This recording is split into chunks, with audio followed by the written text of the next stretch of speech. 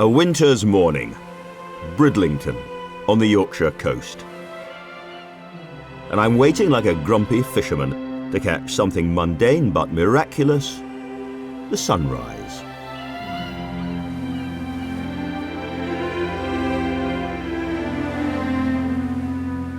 Down along the other end of the beach is another man who isn't asleep. He'll be peering through his bedroom window, already at work, because he always is. I might be anywhere in the world doing anything, waiting to do some filming, and there's a little ping, and in the inbox of my phone or my iPad, there is a present. And the present might be some freshly cut flowers, a bottle of wine on a table, it might be the sun coming up over the sea, it might be a misty mountain in California. In each case, it's a glowing little drawing by David Hockney. I've been drawing all my life, and recently after Hockney's tip-off, mostly on an electronic tablet. One of the things that Hockney gives you is there's absolutely no way in a normal day that you'd get up at sort of 7:30 in the morning and just go and stand and stare at a completely cloudy and initially colourless sea and just watch the sun come up. And it's absolutely fantastic, you know, it's wonderful. It's just about looking, you know. The harder you look, the more you see and the more you get back. Well,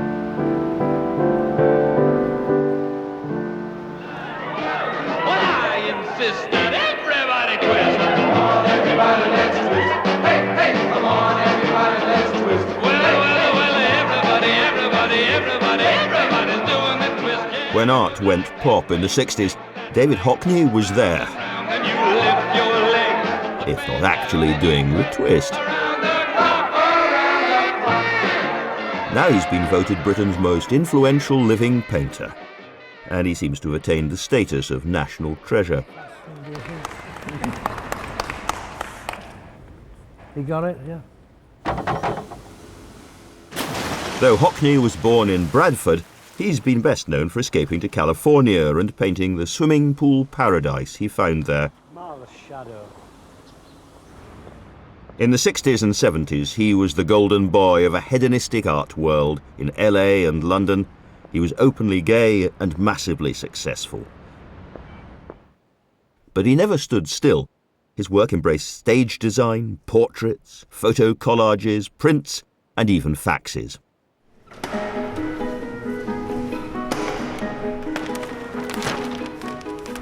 Even so, the work which is now being hung in London isn't something anybody predicted.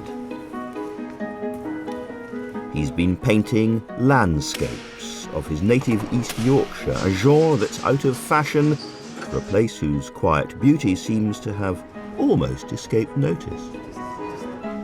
Not anymore, though, because these places, in vivid colour and heroic scale, on canvas and in multi-screen films, have taken over all 13 galleries of the Royal Academy, an unprecedented honour and spectacular climax to Hockney's career. I went to Bridlington to interview him for the radio. This was sunrise. And I was reminded how fascinated he is by new ways of picture making.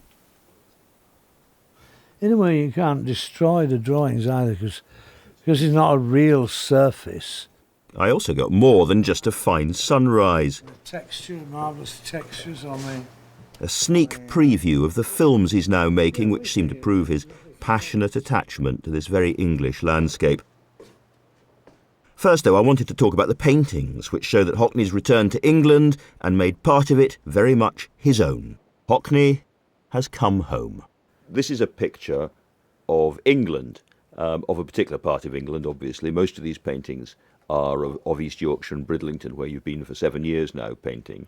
But you seem to me to be making statements about what matters to you about England. This is not part of the heavily signed, overdeveloped England of the South. Well, remember, I've lived out of England for 30 years, but I've always been coming here because my mother lived here. I spent 30 Christmases in Bridlington, So I was always coming in, and in the winter I never stayed long because I always thought it was too dark and too cold, not enough light. But it was only when I thought I'd found a subject that I then decided, well, I'll stay a bit longer. The subject was the surrounding countryside of the Yorkshire wolds.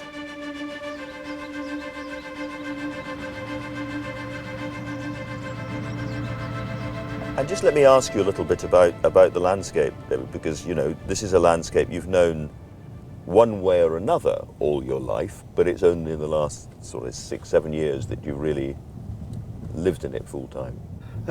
Yeah, I mean, I've known it since early teens, actually. I worked on a farm, not that far away, I cycled around here for 2 summers. But you get to know it, and you know it's hilly if you're cycling. You feel it, yes. You do. And but I was always attracted to it. I always thought it had a space that was, I thought, attractive.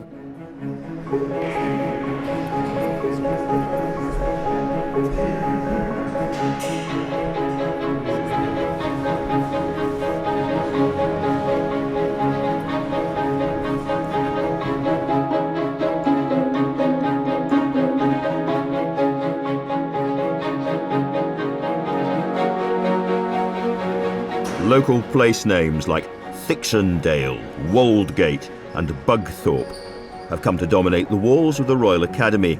It's all been carefully planned by Hockney, the expert set designer, who's built a model of the entire show back in his studio in Bridlington.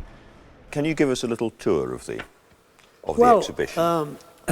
You kind of come in here, and there's 4 paintings, 3 trees near Thixondale in the spring, summer, autumn and winter. And you then turn here. Here's the only room with quite old paintings. work. 'Cause I kept telling them, not so many old pictures, let's have new. I mean, it's not a retrospective exhibition. I mean, mostly it's very new work. And I knew perfectly well they wouldn't give many artists that opportunity when they don't know what the new work is going to be like. But I think we rose to the occasion. The scale of the work is striking. He's not just painting Yorkshire, he's painting it big. It's called a bigger picture, which I'm well aware means a few things. That people need a bigger picture so they can see things. No, I mean, that's true. A bigger perspective, a wider perspective. A wider perspective, a bigger picture. Let's be honest, you must also be conscious that by doing something like this in the Royal Academy, you are putting yourself up against the greatest English landscape painters ever, who've done the same sort of thing. I mean, these are the rooms in which, you know, the constables and the turners hung. They were never offered all this room actually on their own. No, so you're this is a conscious biggest league. Yeah, I'll take them on. Okay.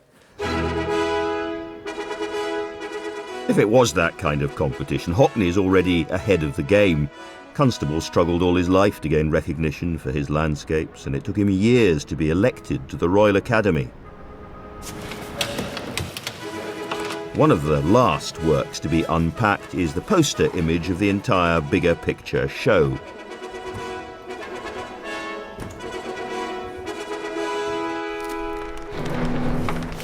The strikingly coloured winter timber arrives as 15 separate canvases. These are the best rooms in London for painting. They are. They're wonderful. Oh, they're just going to put this up, yeah. So, David, they're just working out the heights, and then they'll hold up the bottom 2 canvases, and we can kind of look and see if the balance works. And we can go down there and look. Yeah. I was looking at the component canvases, and it's remarkable how many of them work separately as pictures. Oh yeah. Just by themselves. Yeah. There's a wonderful piece of almost abstract painting. Yeah. I mean, well, everything is abstract in a way. I mean, on a flat surface. Yes. Yeah. These. I mean, these work beautifully, don't they? Yeah. When you know, they said the landscape genre's finished, you can't do anything, it can't be true of nature and the landscape. It's only our way of looking at it that's finished, that's boring or something. So get a new way. Well, we did with cameras, we did here with making them bigger. You can work bigger outside. I can do that. I like doing that. I mean, not every artist wants to do that. Some do that, don't they? I mean, I've always liked that. You know, the thing about the big pictures, the problems are mainly because they're big. You know, in Brid, we have walls where we just clip them on, as it were, so you can move them about. And it's a technical problem solved for painting very, very big paintings. And somehow I think painting should be bigger. Scale, I mean, that's what I'm saying here. Scale is important. You begin to, you're aware, more aware you're looking. And you're inside something rather than just standing away from it. The European idea and the Chinese idea were different. The Chinese idea of the landscape was you walking through it. The scroll was you moved through it. The European idea was a window. Look, you are fixed point, which is what the camera is, isn't it?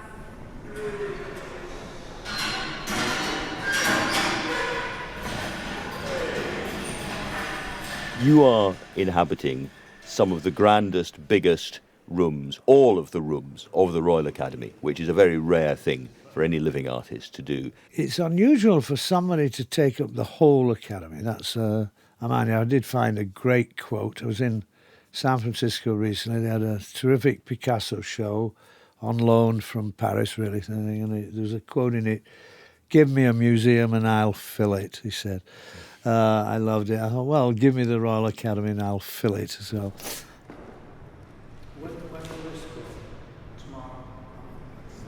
He's become increasingly prolific over the past 10, 15 years, and that's partly to do with getting older and knowing the work that he still wants to make and having that sense of urgency.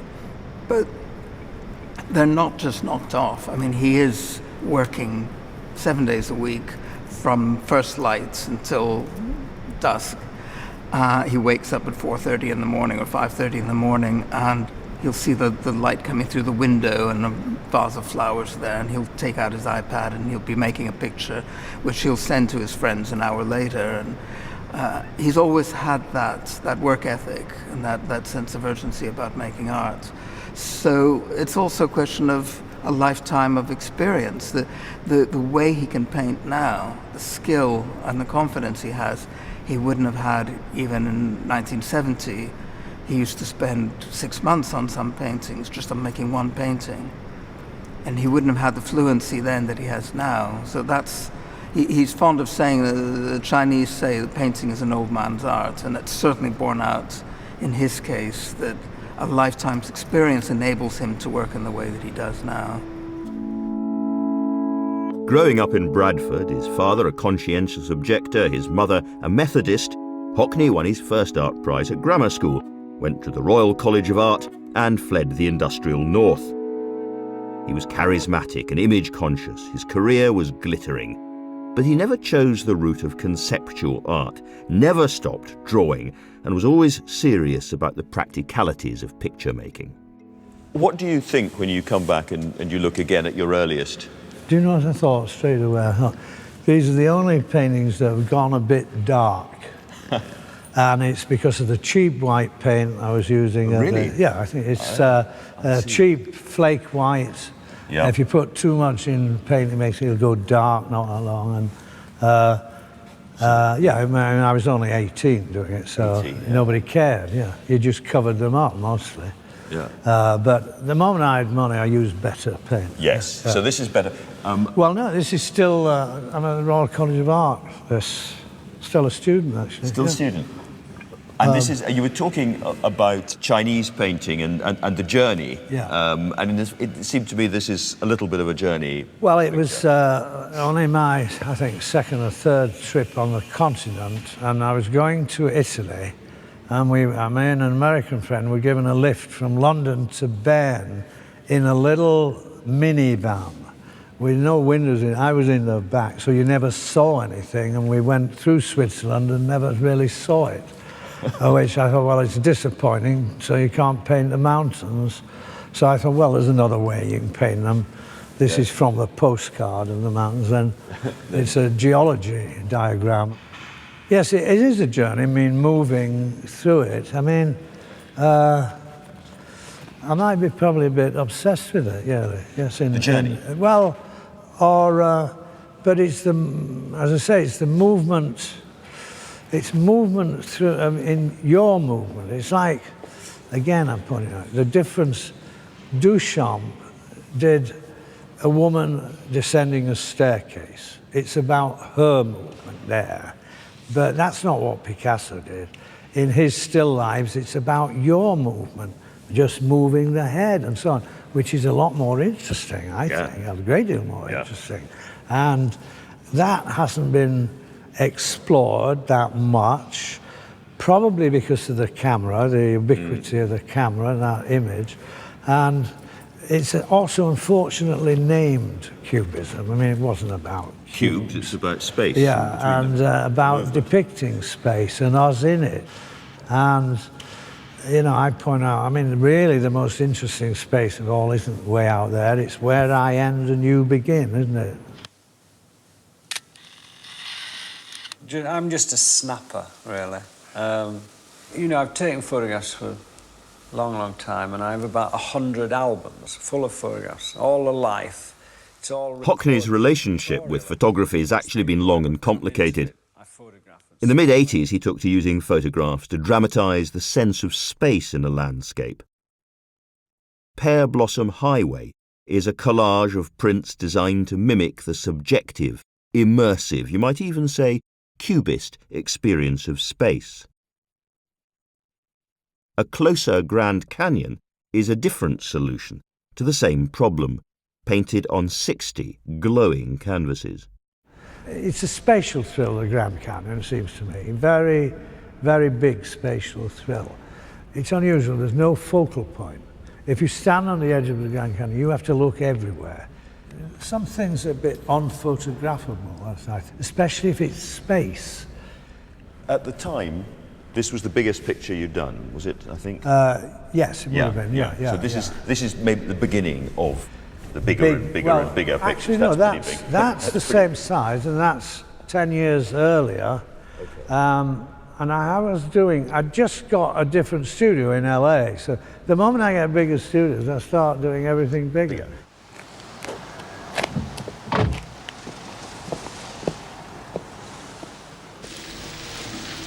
Sign the picture. I've often said that people never quite know how to place my art, but I mean, it's their worry, not mine. You learn the lesson from Picasso, you shouldn't be afraid. I loved it the other day when somebody came and looked at that and said, you wouldn't know it was painted by David Hockney. I said, no, I thought that was exciting. You will one day. In Los Angeles, his experience of driving through the Hollywood Hills and the canyons inspired a new kind of landscape, road paintings. I decided I'd paint a picture of the Nichols Canyon. The first thing I drew was this line. It went all over the place at first. With driving up and down in a little open car, you sensed how it was big, how it was above you, how you were small, and it zoomed up on either side.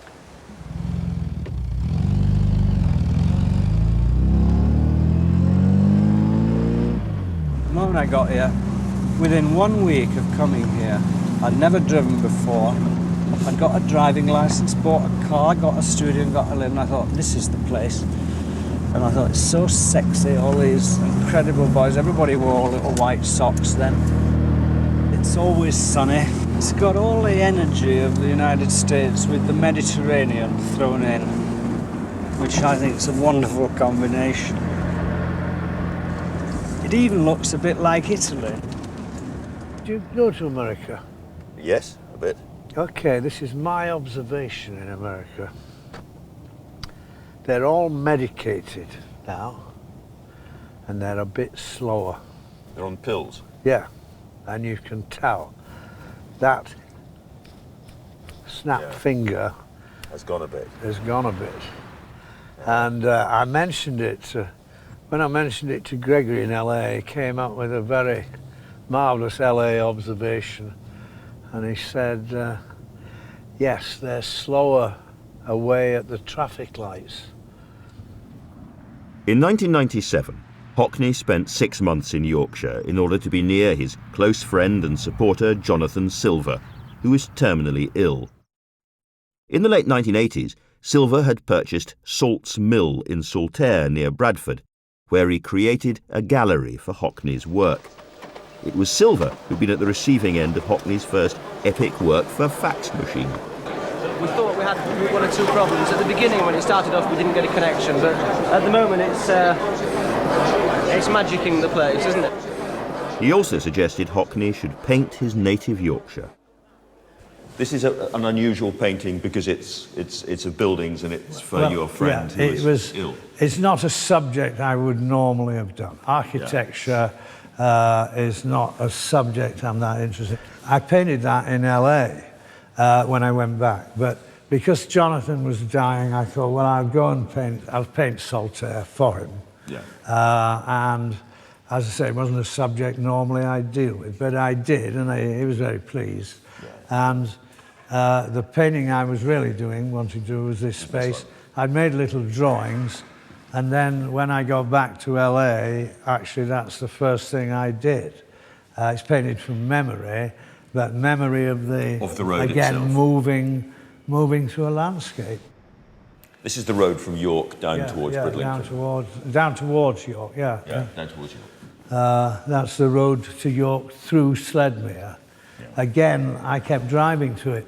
Do you know, my sister-in-law, when she saw the painting after, she said, do you know, I never realised it was red and green, Sledmere. All the houses are red.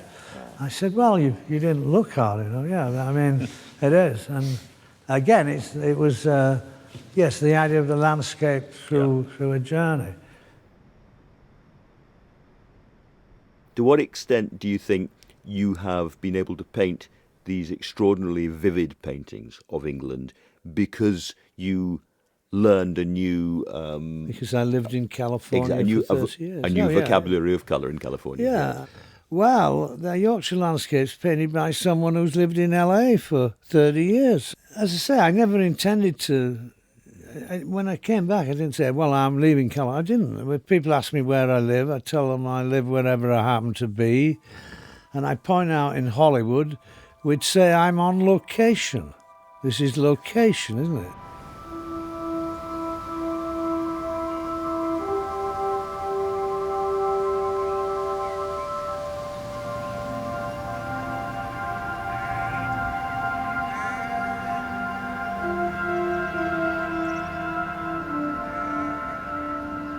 I was getting to enjoy the landscape. By the time here, I'd settled in here. Yes.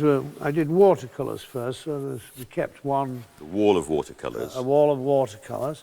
I wanted to show the hand, meaning something flowing. Heart and hand and eye. Well, that's the Chinese, that's what you need for painting. You need three things, the hand, the eye and the heart.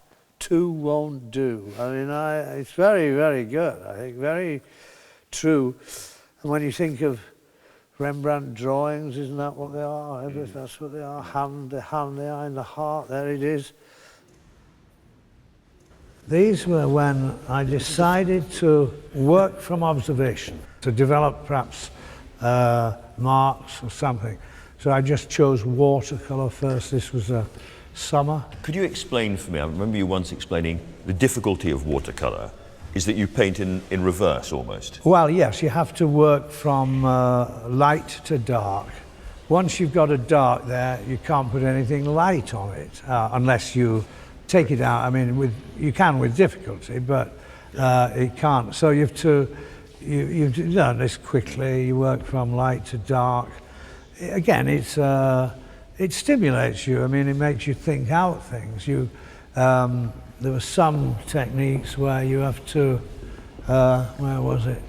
Painting a corner, yeah. All that was drawn positively with rubber cement. Oh, yes. Yes. So it was white underneath. Exactly. I mean, And then you rub it off with your... Then you rub it off. And Yeah. you find these techniques, and you, in a way, the sketchbooks and these led to the iPad in a way. I was going to ask about, there is clearly a relationship. These are, 2 or 3 hours. These are a few more hours each one. And I didn't always exhibit those, but I think putting them together like that, when I edited them, shows you what I was doing, just simply going out and looking at it. Certainly in some of them there is a very strong sense of bigness and space as well, isn't there? I am affected. I know I'm affected by the space. I know it thrills me. I get a thrill. And it doesn't everybody, but it does me. And in painting, I've always made space. I mean, how to put figures in space and so on. One of the first painting spots he settled on was a rather ordinary farm track that's become known as the Tunnel. David, can I ask what first attracted you to this particular place? Because you've painted here a lot. Well, it was in the summer, so it was actually quite dark in here, or where the trees come around. And you could see there was almost a spiral in here from the shadows. And it caught my eye, and I did a small painting actually. And then I'd look at it again and then begin to see, of course, it was going to change. And especially change from what I'd done originally. So I just kept coming back, and then I made them bigger. All the next paintings were bigger. And then it was here that I decided I wanted to do them a lot bigger. And it was here we first brought 6 canvases out. And is this about being inside the landscape? I mean, you are surrounded here 360 degrees, you're looking up, you're looking down. Yeah. Is that what the scale is? Yes, it is. For? Remember, when you, well, I'll show you films later, but any cameraman will tell you, Hollywood cameraman will anyway, it's not so easy to film the tallness of trees, for instance, because you have to look up to see the tallness. And it's the tallness that would give you the majesty of the tree, isn't it? You know, the majestic nature. And so it was that. I wanted to expand it from one canvas. So I just did what I'd do with a Polaroid or something. You just put one next to the other, make it bigger. Remember, if you're doing anything big, in any kind of art actually, the major problems are because they're big. A great big canvas, you've technical problems because you're a certain size. I can only reach so far. And if it's 12 foot, how do I get to the top of the canvas? Well, okay, you can go up on a ladder. But if you're up on a ladder, you can't paint that. Can't stand back. No, you can't stand back. You can't paint that freely. So you don't want to do that. A lot of people would say, why not paint from a photograph? Why go to the bother of standing out in front of the trees when you paint? Well, I mean, you just get a totally different reaction. I mean, I think in the end, the world doesn't quite look like photographs. Cameras give you a certain kind of view, but it's not quite the human view, I think. The idea of being able to work on a big scale outside is terrific. Remember, Constable, when he did those big canvases, they were all done indoors. He did it from memory because of technical problems. I mean, his main technical problem, he didn't have tubes of paint. He only had bladders of paint. This is about 20 or 30 years before the first metal tubes. That's it. become So available. so he would have great difficulty working outside. The invention of the collapsible tube opened up Impressionism. I mean, meaning you suddenly work anywhere. You could. I mean, these are fresh, ready mixed colours you can just use. I mean, it's technology altering things. Do it, and it's probably doing that all the time. If you've lived in California the length of time I did, it is fantastic watching not just a bush change, but the whole area. And you know, again, every day it'll be different colour. I mean, look at The variety in the trees, there's Yes. a hell of a lot you can see, isn't there? The textures. There's so much to look at, actually. I mean, if you're painting, you're editing, you're forced to be, but I love the knobbly things. I'm eating all Maltesers. This was actually the first painting where I put 6 canvases together. Not that, this is the first one. And I immediately knew, it's called Closer. You feel closer, actually. You feel closer to the trees, you feel closer to the thing. And this was painted outside there, in mud. Yes. I mean, we had mud, and I then realized, we're moving on. This is fascinating, what you can do. And then I did all those woods. But the paintings are beginning to get bigger, and I'm finding ways that you can make big paintings without too much difficulty, meaning aware that it's a technical difficulty. Can I ask about the colour, David? Because it seems to me that in these pictures you are pulling out more pinks and oranges and bright greens than you were doing even when you started. Yeah. And you're on the journey towards the big woodland paintings, which are unbelievable. You know, when you stood there, I hadn't done this for a long time. And you stood there and you start asking yourself about colour. What is it you're seeing? Because you have to look hard to see. I mean, it's and you ask about the colour of the ground and so on, and then you want to relate them, and it's then that you start seeing, well, these are pinks really. These are not greys. These are, and you are seeing more. I always assume Monet asks questions. What colour is it really? And it has to relate to others. And, you know, how does it relate? And also, green is not an easy colour to use. Really hard. Most artists will tell you that, and some hate it. I mean, Turner didn't like green. Mondrian, horrified by green. You know, well, if you're painting England, it is green. There's no doubt, but it is all kinds of different greens, and of course, you know, different times of day. But I'm well aware it's not so easy.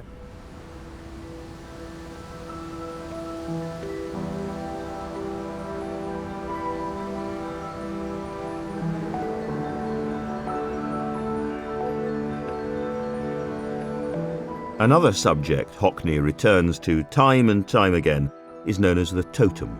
Yes, this was a dead tree, you see. Yes. It had died. And it was a good subject in the summer.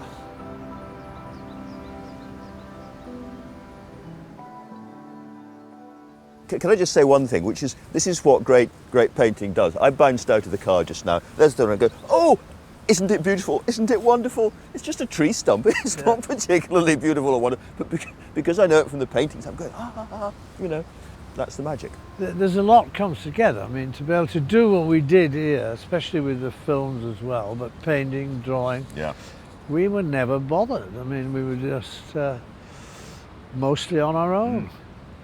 It's important for you to have subjects which you return to again and again. A bit, I mean, Monet had his haystacks, and you've got a tree stump. Remember, the dramatic subject here is the change, actually, not just today.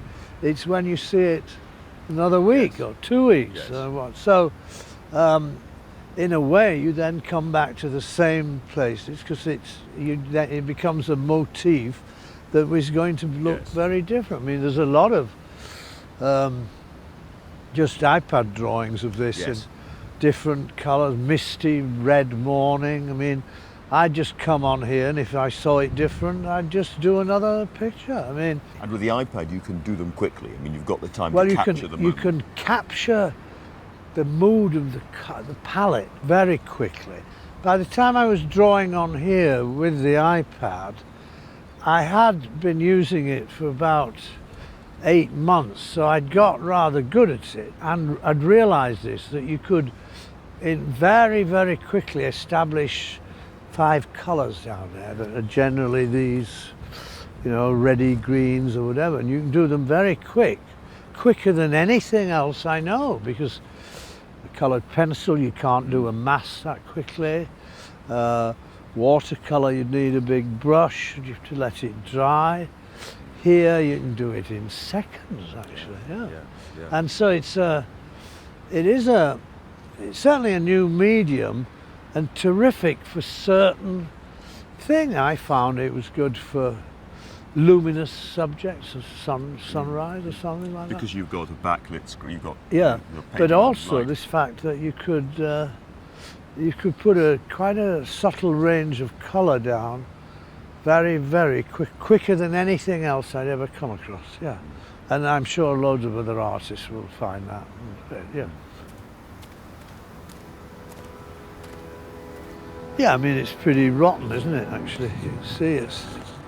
But when you've drawn them a lot, they become quite special to you. They do, yeah. Of course. It's the lack of people, that's the great thing, I must tell you. I mean, the Cotswolds are crowded by comparison.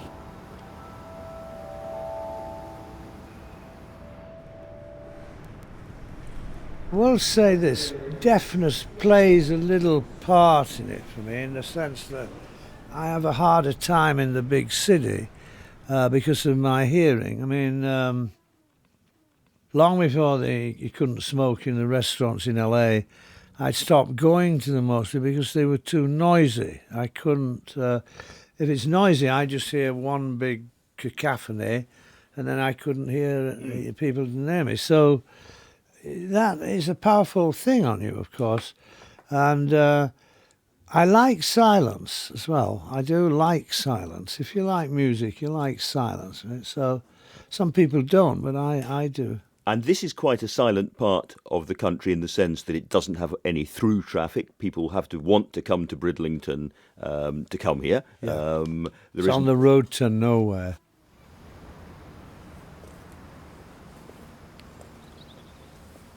I used to think there were dull days here for a while, but after about 2 years I decided there wasn't. Yeah.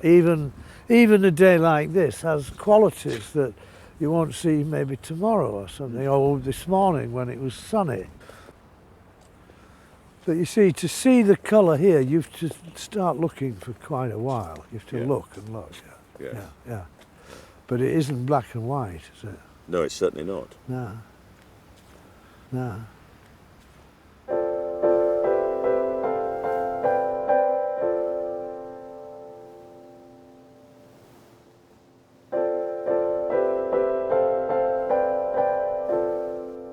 I should just explain that we're here in the Waldgate Woods, where a series of the most exciting, huge sets of paintings that David has made were painted from more or less where we're standing. Yeah.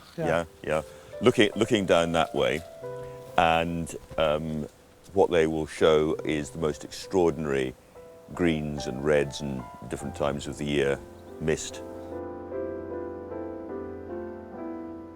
I did about 9 in a year, covering a year, so it was 2 each season or more, and yeah, there was a mist, and the mist took a while, and of course the mist had gone, but because I'd figured out how to do the misty trees, I had to come back and still look at them to do it. As if they were misty. As if they were misty, but the mist, only stayed for 2 or 3 hours. And you're trying to work as fast as possible, remember, when you're outside.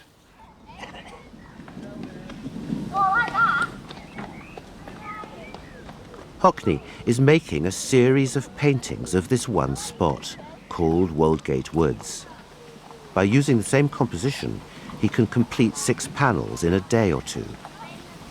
First winter one took about 3 weeks to do because I was drawing it the first time. Now I'd be able to do them much quicker, meaning go for special effect of that day.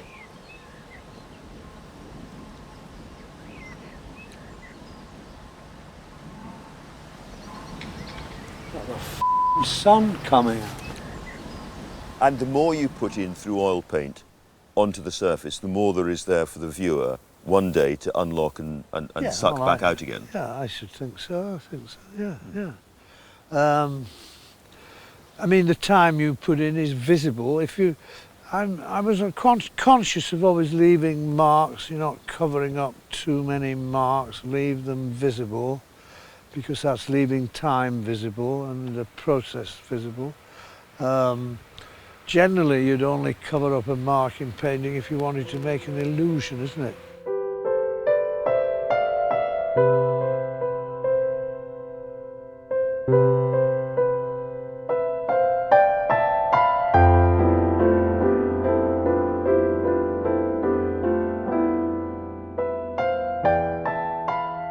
See, there's still not much traffic on here. We thought we were really amazingly lucky what we'd found here, what I'd found. And yet to most people it looks like nothing. You know, it's just a, you know. Well, my sister, for instance, when we'd done 2 here, and my sister, who'd lived in Bridlington for 30 years, asked me where it was, you see. I said, oh, well, it's on Woldgate. And she come driving on, but I said, well, you have to get out of the car and walk a little bit and stuff. But not many people do here, really. I mean, actually, this is where a lot of people just dump things. Sometimes we'd have old refrigerators and things. We thought they looked like sculpture placed here or something. Sometimes you think that. There's a poem of Wallace Stevens. I placed a jar in Tennessee. Alone it stood upon a hill, putting something in the landscape, and it alters it. Yes. And it made me, actually, when they put the refrigerators here, it made me think of it, actually. I thought, I suppose there is another way you could look at it. It's not too bad. No, no. Depends how many refrigerators, I guess. Yeah, okay. You paint with memory even when you're here. No such thing as objective thing.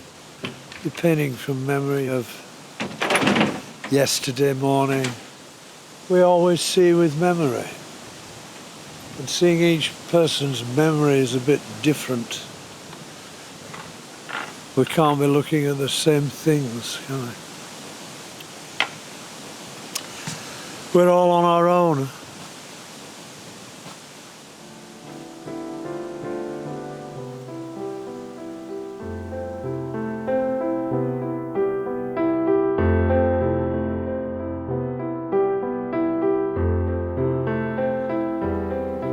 I should come. I mean, I could come and do them again. They'd be different again, actually. They'd be painted differently. Yes. The marks would be different.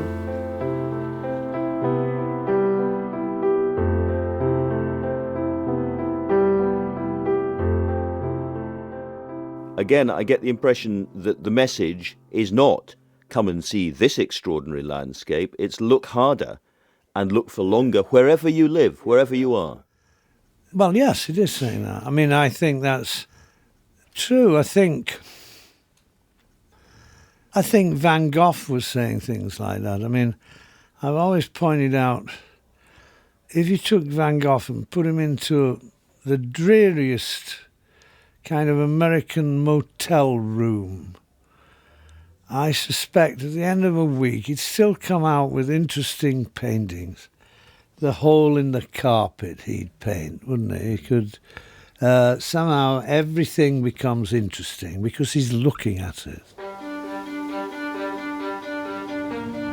So to paint a place, you have to have a lot of knowledge. You have to acquire knowledge about light and the foliage and what you're looking at before you can really paint it. Yes, yeah, well, because you have to understand, for instance, the arrival of spring is an event that for 6 weeks it will be changing almost daily. So, you know, you were doing this, well, it takes a year or two to sort that out in an orderly way because you have to have one spring and then wait for the other and so on. So it does take time, and I don't think you could just suddenly come one April and then do it.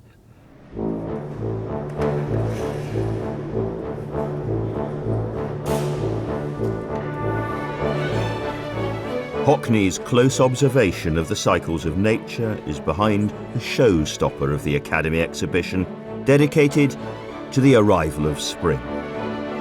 The largest gallery in the Academy has been turned into a single work of art made up of 51 iPad prints and a massive end wall painting. If you come down here and look at it, I mean, you'll see. Yes. You look through there. You can't do this with the real building. To do the spring, you had to begin in the winter because you have to show the change. So you've got to show before and after and becoming. And this sequence starts in the winter and then works its way through the... It starts here in the winter and goes on until June. And I was out there every day watching everything as the grass begins, as the little flowers, the first spring flowers coming out. So it's all there in order. And I assume there might be people who know nature rather well, so everything is in order, because I thought, well, it has to be, I'll do that.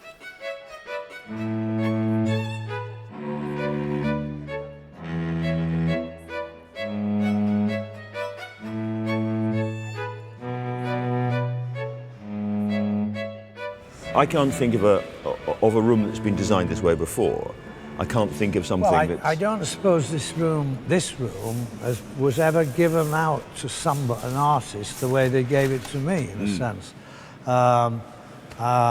There's no historical record of it, and it wouldn't happen much, but it is a very grand, splendid room. It certainly is. And so you need a big, splendid subject, I think. Yes. That's what I thought. And the arrival of spring is one. It is, absolutely. Yeah. Can I ask about the iPad specifically, David? Because someone coming in here will look at these pictures, and the first thing that will be, if they don't know about it, they'll think, what are they made with? They're not oil, they're not gouache, they're certainly not watercolour. They are something new, aren't they? The quality of the colour is different. There are new forms of printing about. And if you're just printing colour photographs from them, you're not going to get that much interesting. It's what you put in the machine will come out. And I began to be aware that you could, for instance, I knew these pictures were going to be about 5 foot high when I'm drawing them on the iPad. And in a way, you begin to draw knowing about the printing machine, what colours will do. Yep. And I see. It's a very free method. You can see they're hand-drawn. I mean, you can see the hand working. And it's the most direct thing I've ever come across. I will point out, you couldn't have done this without a massive wall, because you have to print them out to see them.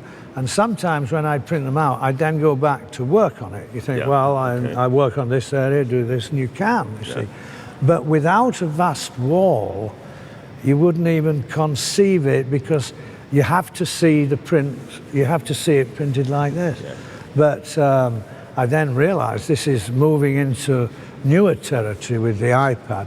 And if you understand the printing machine and draw accordingly, you can get very, very good things. But you are working phenomenally hard. I just want to ask you, for those people who think, oh, David Hockney, swimming pools, Californian sun, bit of a hedonist probably, hangs around. Just tell them about how hard you're working and have been for the last 7 years. Well, I would point this out. An artist can support hedonism, but he can't be a hedonist himself, because artists are workers, by definition. They work. But you could support the idea of hedonism. I'm sure you're in favour of it in principle. In practice, you're out there in your gumboots and your cap in all weathers, in the biting Yorkshire wind. So was Matisse, wasn't it? I mean, you have to notice what the artist does, not what they say, isn't it, really? There's a very interesting poster that's going up at the beginning of saying, which says that all the artworks here were made by the hand of the artist himself. But personally. Personally. By himself. I wonder. There's no agenda there. You're not referring to anybody else, I'm sure, are you? Well, I am actually. Yeah. I mean, well, it's an argument about the hand. Yes. Remember, I would say the hand counts, yes, I would. But there are a whole school of artists who say it wouldn't. Yes. Damien Hirst and all that lot. Yeah, Gilbert and George would, yet they use it. But of course the reason they would play down the hand is because there's two of them. And really only one of them uses the hand, but you don't know which it is. But otherwise, frankly, it's a little bit insulting to craftsmen, isn't it? You're an artist, but you have to be a craftsman as well. I mean, it's Yes, what is well, art and what is yeah, craft?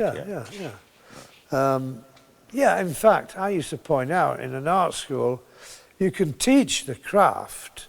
It's the poetry you can't teach, but now they try to teach the poetry and forget the craft. It's craft that can be taught. You can teach skills, and skills are practice, aren't they?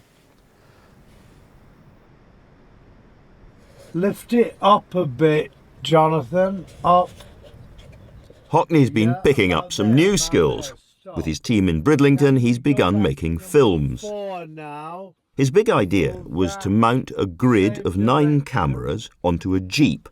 1 picture, but 9 subtly different points of view.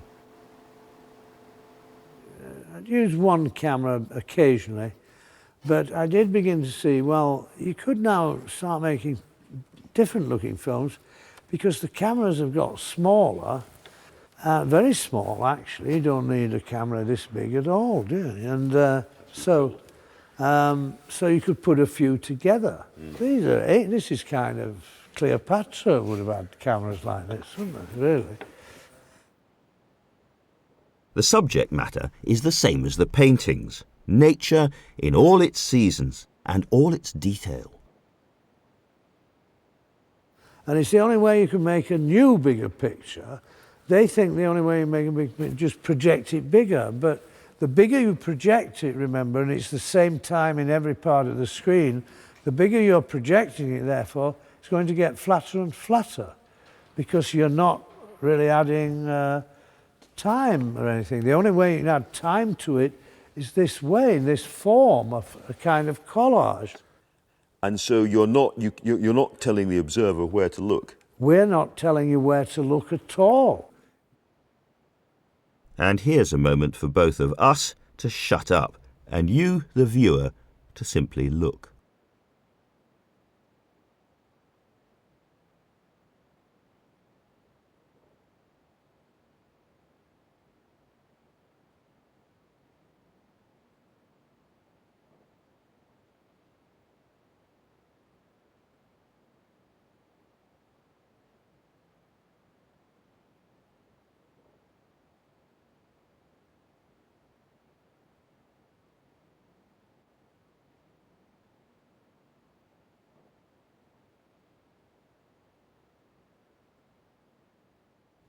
At the Royal Academy, 9 screens have become 18.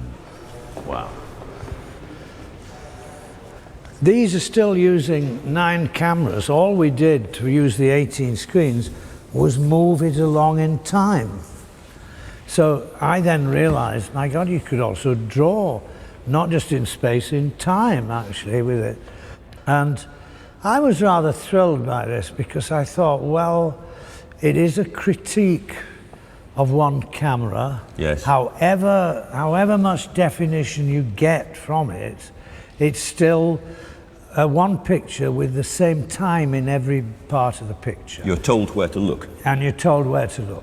Here, it's a different time in 18 parts of the picture, and you're not told where to look, so you begin to scan, which is what we do in reality. It's never the same time in each moment, so we probably make the space from time in some way. Photography is not the ultimate thing. I mean, it means it's just a stage in a way of picture making that is now altering because of the technology.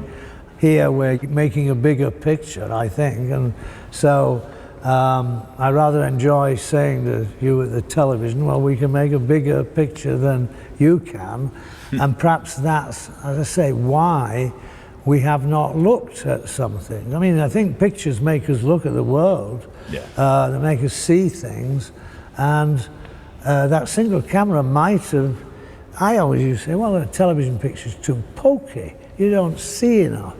And maybe that's me being, I admit I'm a bit claustrophobic, for instance. I like great big spaces.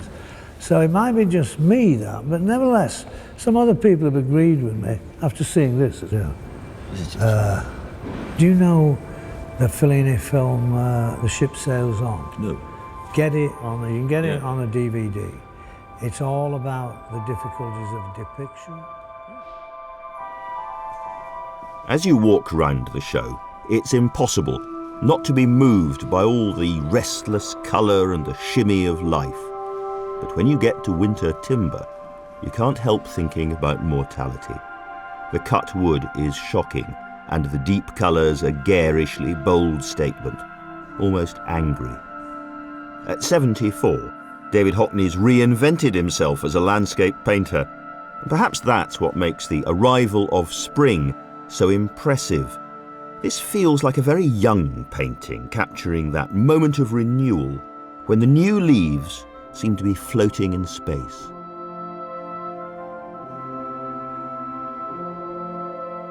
In the year past, we've lost another friend of yours, the great painter Lucien Freud. And as you get older, you seem to be working harder and harder. You're sort of flinging yourself into more and more projects. And I wonder if there's a sort of sense of acceleration, hunger to complete projects and to find new ones. That's to do with getting older. Well, probably, because frankly, if I'm not busy, I'm hopeless, me. I mean, my friends tell me that. It's always good if you're working, David. You're terrible if you're not working. And anyway, I want to. I mean, a lot of artists get very active as they get older, don't they? A lot. I certainly don't want to slow down. I mean, I always work. I don't stop working. I'd say, look, we're on a roll, and if we're on a roll, just keep it going, because they will stop eventually, but we don't know when, and we're doing it in the paintings, drawings, everything. Let's keep it going as much as we can. And I intend to, and I still intend. We haven't stopped. Yeah, I feel very, very active. I'm not feeling I do. And actually, I think, I even think we're a bit ahead as well, meaning not many people are exploring these areas. Living in a new future. As I say, I realise there are problems with all kinds of depiction. I'm interested in depiction. Not all artists are, but I am. And I will go on being interested in it. There's nothing here that is political painting, and yet it seems to me that, you know, at a time when people are worried about England and the condition of England and so on, think it's all going away. Actually, what you're saying to people is look harder, and it's not. It's all still there. Is that true? Is that fair? It is, yes, it is. It is, actually. And it's very beautiful. We live in a very, very beautiful part of the world that has, as I say, it has seasons that change. Ruskin said there was no such thing as bad weather in England. He pointed out it's never too hot, it's never too cold, it's always bearable. If you want a green garden, you've got to have rain. I mean, it's all part of it. I agree with him. I mean, there isn't. I mean, I criticised a bit when he said the weather's bad on the weather forecast. I was thinking, for who? You know, I mean, the moment it snowed in Britain, we go out to see it.